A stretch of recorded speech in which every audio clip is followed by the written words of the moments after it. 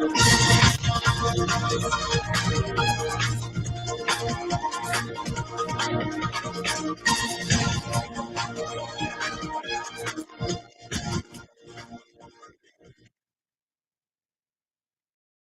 Communications Incorporated will even welcome the case news from the 45 minutes news presentation about Liberia, Africa, and the rest of the world. Today is Thursday, May 29th, 2025, and I'm Newton Topa presenting. Also following this evening, the Supreme Court of Liberia dismisses Bill of Information filed by the Opposition Congress for Democratic Change, describes the party's action as ridiculous and impermissible.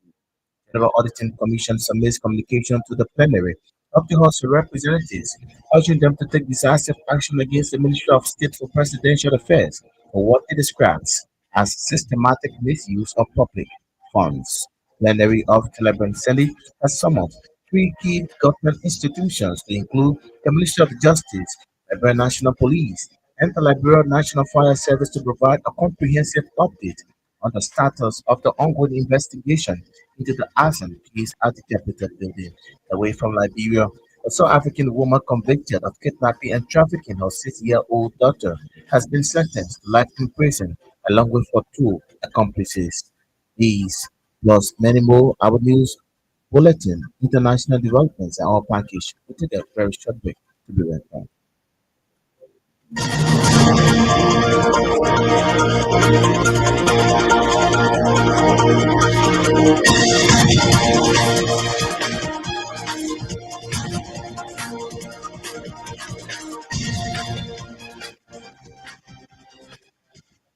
At the juncture, we cross over to St. Andrews with the news bulletin. The Supreme Court of Liberia, in a decisive ruling Thursday, dismissed the Bill of Information filed by the Opposition Congress for Democratic Change, describing the party's action in an ongoing property dispute as ridiculous and impermissible. The case stemmed from a long-running injectment suit involving the interstate of Martha Stopperfield Benard and William Thomas Benard, two families whose dispute over a parcel of land in Montserrat County was at contention.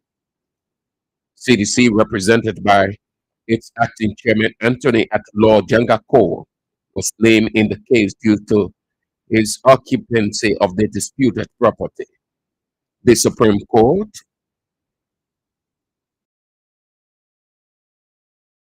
sitting in full bench presided over by Chief Justice Sanin Yo ruled that the CDC payment of 360,000 United States dollars in renter to the estate of Martha Bernard for a period of 2018 to 23 constituted de facto landlord-tenant relationship.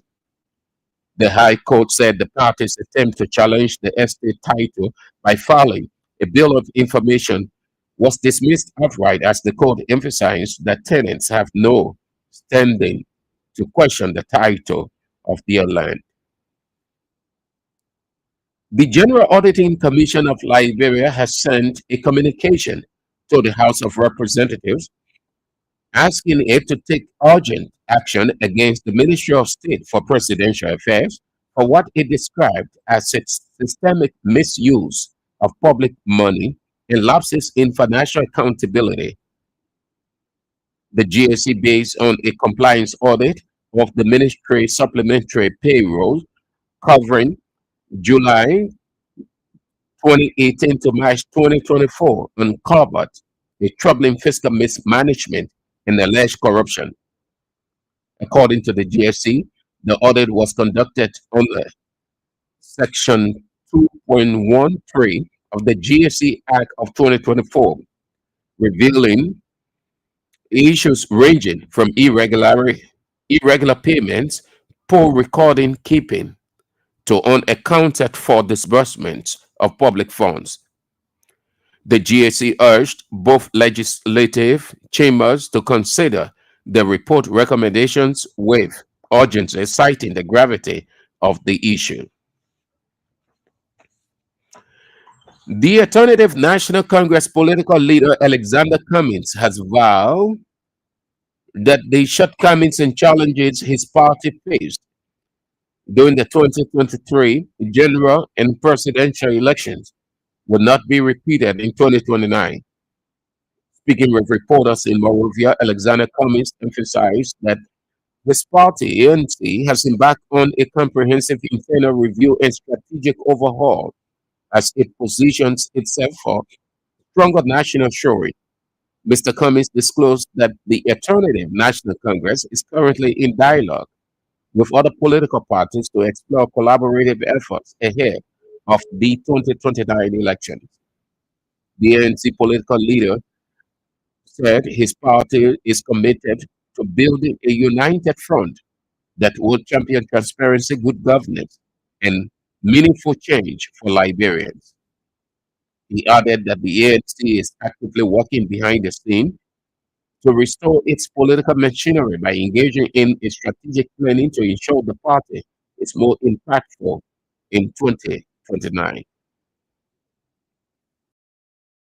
Representative Mary Johnson has called on the House plenary to urgently address the growing concerns surrounding fake academic and medical credentials, particularly at John F. Kennedy Medical Center. Speaking in an interview with reporters Thursday at her Capitol Building office, Representative Johnson emphasized the alarming implication of unqualified individuals practicing medicine. She revealed that a senior doctor, once a member of Liberia top medical board, was later found to be incompetent despite over a decade in practice. Representative Johnson stated a woman recently lost her life during childbirth due to a medical error. The Grand County lawmaker also used the occasion to request the plenary of the House of Representatives to summon the executive director of the Environmental Protection Agency to provide a full understanding of how it intends to regulate, prohibit, and manage plastic and rubber waste across the country.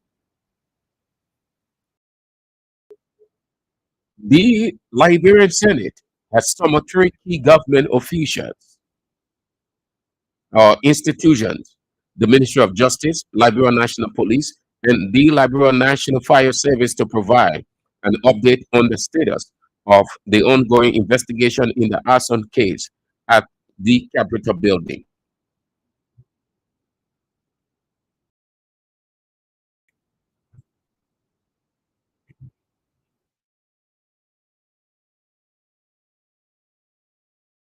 During Thursday's session, the Senate instructed the Secretary to cite the institutions to appear before the plenary on Tuesday, June 3rd, to provide briefing on findings related to the fire, which devastated the joint chambers of the Liberia legislature on December 18, 2024.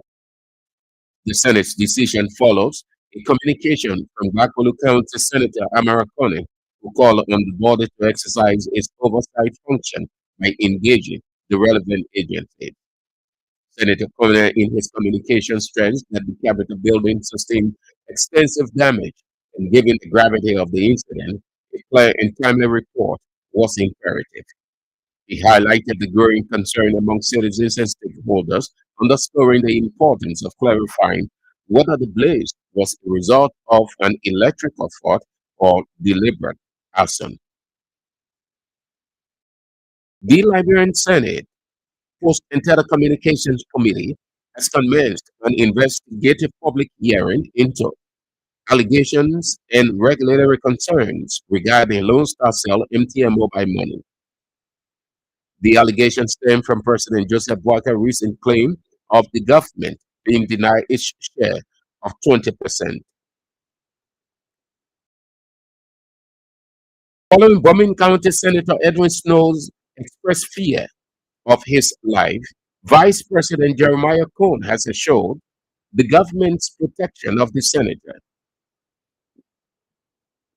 VP Cohn, in his words of assurance posted on his Facebook page, noted under the Barkai Cohn administration, all opposition politicians will be fully protected and allowed to speak freely.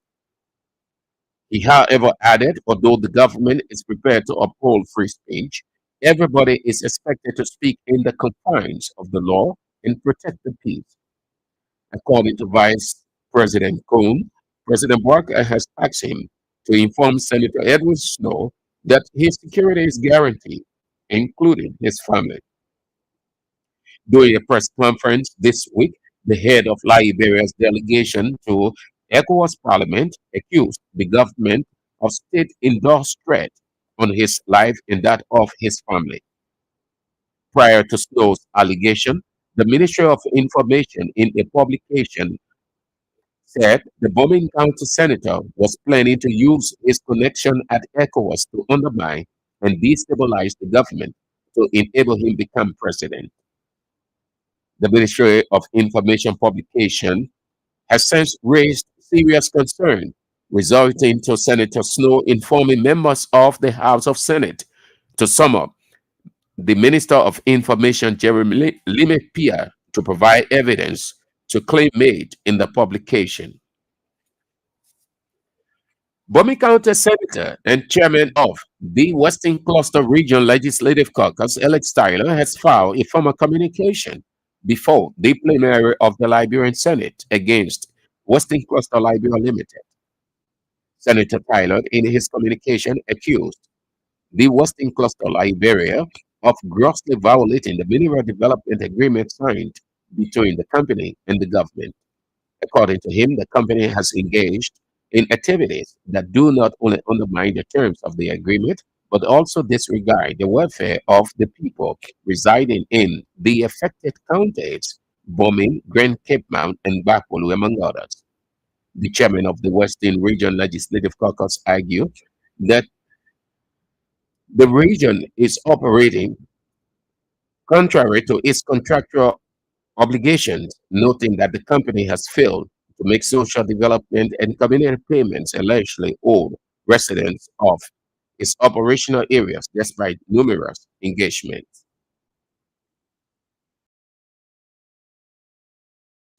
The Secretary General of the National Patriotic Party of Liberia, Andrew Peters, has distanced the party from recent statement made by the party's national chairman, Josh Mulba, and Bolton Dennis in support of Senator Edwin Melvin Snow. Speaking in Monrovia, Peters emphasized that the views expressed by Mulba and Dennis do not represent the official position of the National Patriotic Party of Liberia and the ongoing debate between Senator Edwin Snow and the Liberian government. He called on both officials to publicly retract their statement, particularly those suggesting financial influence in support of Senator Edwin Snow. Andrew Peters clarified that the party has never convened to deliberate on any matter involving Senator Snow and the Liberian government. He urged party members to avoid being influenced by personal opinion of individuals, but to remain united and committed to the core mission and values of the National Patriotic Party of Liberia. And the Liberia Council of Churches has been urged to wake up from its slumber and begin speaking on issues of national concern as it was done in the past by its founding fathers. The Bishop of Lutheran Church, Liberia, Victor Patmos, said in recent times, members of the Liberia Council of Churches have been very silent on many ills prevailing in the Liberian society. Bishop Patmos encouraged members of the council to get on board rather than remain outside.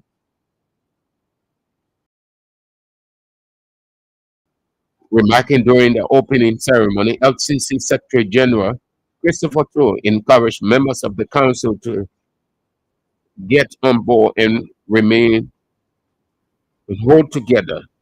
The Assembly of the Liberal Council of Churches honored the theme reconciliation, acknowledging the past, accepting the present, and adjusting for the future with true healing continues with Fidon Wobeki, the General Secretary of All Africa Conference of Churches based in Nairobi, Kenya, who will deliver the keynote speech.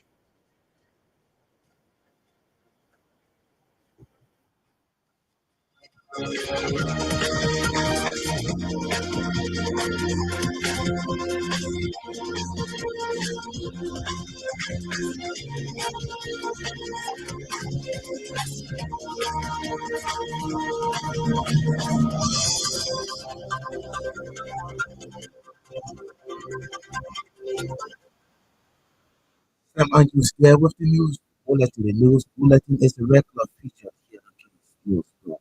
What if you just join us? A reminder to listen to King's News Now. A 45 minutes news presentation about Liberia, Africa, and the rest of the world.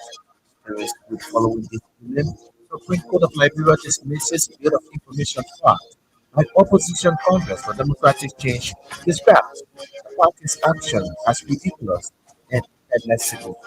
General Auditing Commission submits communication to the House of Representatives, urging them to take decisive action against the Minister of State for Presidential Affairs for what it describes as systematic misuse of public funds.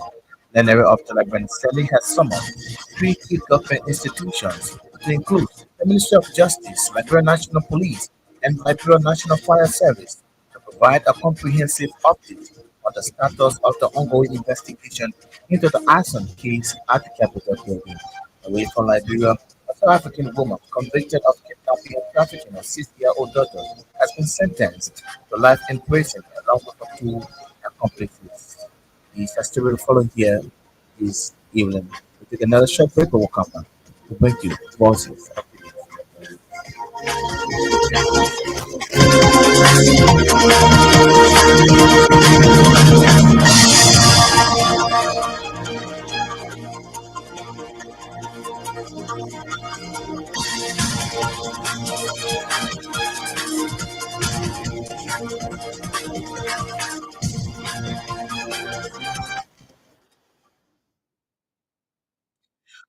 On our first development here this evening, alternative National Congress political leader Alexander Cummings as well that the shortcomings and challenges his party faced with the 2023 general elections will not be repeated in 2029. Speaking with reporters in Monrovia, Cummings emphasized that the ANC has embarked on a comprehensive internal review and strategic overhaul as it positions itself for a stronger national showing. Cummings disclosed that the ANC is currently in dialogue with other political parties to explore collaborative efforts ahead of the 2029 elections.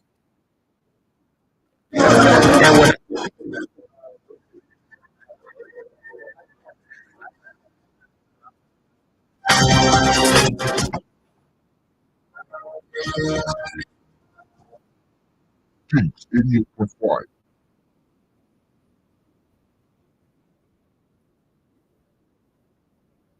Collaboration and reaching other political actors and just we will do it. We will do it a different way based on the learnings we have. So no regrets, lots of learning. And going forward, we think differently about how we collaborate with others. And the main thing we gotta do different. We're gonna engage with the party, other relationships, because I mentioned this is a youth-driven country. We'll engage the women of Liberia in a more meaningful and deeper way than we did in the past, and we'll improve our media, propaganda, communication machinery. We were all maneuvered in the media and communication. We decided to do this again. We will read all of the areas. Focus on youth, focus on women, revamp all comes infrastructure. Earlier during the conversations, I don't believe those numbers. Again, I mentioned that if it was even 1%, I wouldn't have received the attention and the current president now. So the numbers are what they are. I don't believe those numbers are. Also, it's difficult to react to it. What I will say though, again, if we decide to do this again, what they did to me the last time would never happen again. Would never allow that. And there will be consequences for that. That meeting was convened around the whole speakership saga about the government's position at the time. That issue has not been resolved. Speaker Kofa resigned, there's a new speaker Moon. So, and you could argue maybe I'm being put some pressure. So the issue has not been resolved. But the meeting was around that. As I said earlier, we're open to collaboration. Collaboration makes sense. We have to do it. We'll just do it differently for him. He is the political leader of the Alternative National Congress. Alexander comments. Representative Mary Johnson of Electoral District Number 2, Grand Juda County, has called on the horses plenary to urgently address the growing concerns surrounding fake academic and medical credentials, particularly at the John F. Kennedy Memorial Center, Liberia's premier referral hospital. Speaking in an interview with reporters Thursday at her Capitol Building office, Representative Johnson emphasized the alarming implications of unqualified individuals practicing medicine. One little mistake, just a little thing that you take for granted. If it's injured, you are crippled. And here we are learning that a doctor that practice, that was even a head of the board of doctors in this country, and this doctor practice in Liberia for 10 unbroken years. He went all over the place from different hospitals to another hospital, from county to county, operating. Here we are, a woman who just sat in her home and decided to just go to a hospital, had labor problem like any normal woman that was pregnant. That one ended up losing kidney. Every other thing that she did not even go for. And as of last week, that one was pronounced dead. It's medical malpractice. We take it for other countries, the hospital is shut down for good. We now operate again. Not fun. So when these doctors or professionals come here, especially so in a discipline area that is medical, they need to be invented. They need to go through some screening to prove that they actually say what they are. Instead of just sweeping it on the rock, the man got to the highest level in our country. So it was not even a mistake. It's a shame as a country that this will happen in the open right now. And I also feel sorry for the man because his whole reputation is tarnished because somebody was arrested just from the beginning. He operated. We don't know how many. We don't know how many problems that were created before he was now finally scrutinized to find out whether you were. So I really want to know what would existing measures now to prevent such action be. We should take that seriously. It's not funny. What legislative teachers or support do you require to take oversight? We as a body are sitting here. It is our oversight. And we can't let such things slide by. Should those affected by George or authorized medical practices could we hear that? Punish them or do they go? Meanwhile, the Grand Juda County lawmaker used the occasion to request the plenary of the House of Representatives to summon the executive director of the Environmental Protection Agency to provide a detailed plan on how it intends to regulate, prohibit, and manage plastic and rubber waste across the country. She noted that plastic and rubber waste are causing public health issues around the country. I know I've been traveling around the world because I was waiting for an airport, so I got free ticket for $35. So I went everywhere in the world I could go to. What I actually saw lately consumed me. When I came, I was prepared to put this on the floor. We just visited Morocco. A country where you're 4 hours away. In that country, can you find one leaf? Leaf. A leaf that drops from a tree. They have trees everywhere. They can't find one leaf on this small street. That country, they said they won't take anything for granted. We know about waste. Everywhere we stand or go, you cannot, you can't go now. I mean, I must give praises for what is going on right now because before you couldn't even go what I'm saying. But it's not enough. We got plastic waste everywhere. People just suck their water and they just throw it. And so if you watch the waterways, our oceans here, everything is polluted to a degree where I don't care how long it takes us. We'll never be able to have a safe far off waterway that will cause see people go to swim and stuff like that. New waters are contaminated high. We all know the effect of plastic, but yet we continue to just drop plastic. You go to the market, they don't get you paper bag, they give you plastic. You water plastic. Everything we deal with in this country is plastic, yet we don't even know how to dispose of it. It's becoming a problem. I don't know what EPA is doing about that, but they need to take action. The same EPA, I did not put in my communication here, but to take the gold mines very seriously. Some of us, for me, my district, in Grand Judah, the whole gold mines in that county, about 86% come from my district. Everywhere you go is a hole. You can't travel at night. If you do, you're in danger. EPA have recognition to be able to go out and make sure that you people, when they dig, they be able to refill. But they are not implementing the rules that they themselves made. So at the end, we have the contest, the man district in danger. And I'm very, very, very concerned about that. So we need to find a immediate measure for EPA to be able to implement a certain way of controlling our plastics and our waste. She's Grand Judah County District 2 representative there speaking to reporters at our Capitol building office. Liberia's once celebrated dialysis center at the John F. Kennedy Memorial Hospital is at a stage of a total abandonment due to lack of support and maintenance of equipment, leaving patients at a dying point. Management of the dialysis unit, once advertised as a breakthrough for Liberia's healthcare system, is facing serious allegations of poor maintenance and lack of accountability, as several patients have claimed paying for treatment without receiving it. The dialysis unit, constructed under the administration of former President George Weah, is far from saving lives due to shortages of equipment, medication, and functioning dialysis machines.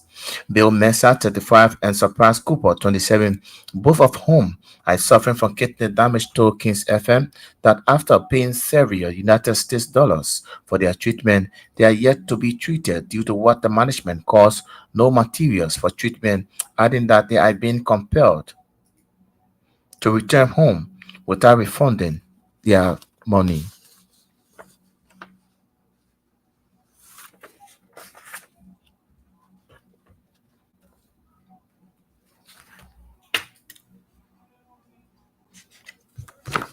We'll bring you that asset in our subsequent broadcast.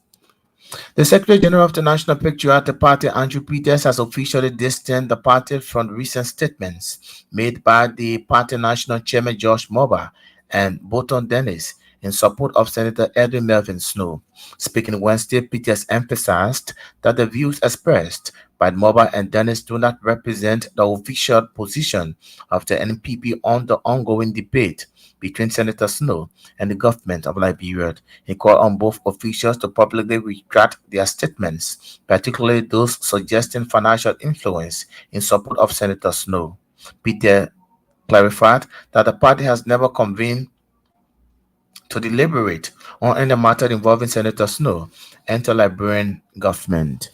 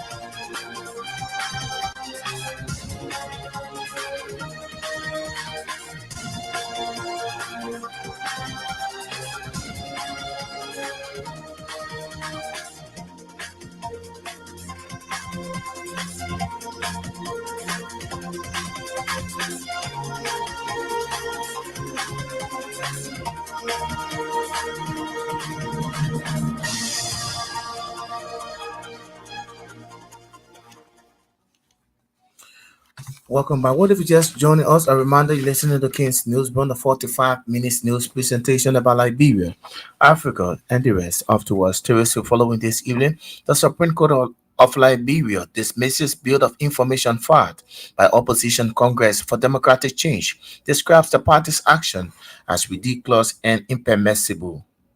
General Auditing Commission submits communication to the plenary of the House of Representatives, urging them to take decisive action against the Ministry of State for Presidential Affairs for what it describes as systematic misuse of public funds. Plenary of the Lebanon Assembly has summoned three key government institutions to include the Ministry of Justice, Liberian National Police, and the Liberian National Fire Service to provide a comprehensive update on the status of the ongoing investigation into the arson case at the Capitol building. And away from Liberia, a South African woman convicted of kidnapping and trafficking her 6-year-old daughter has been sentenced to life in prison along with her two accomplices. We'll take another break. When we come back, we continue the program.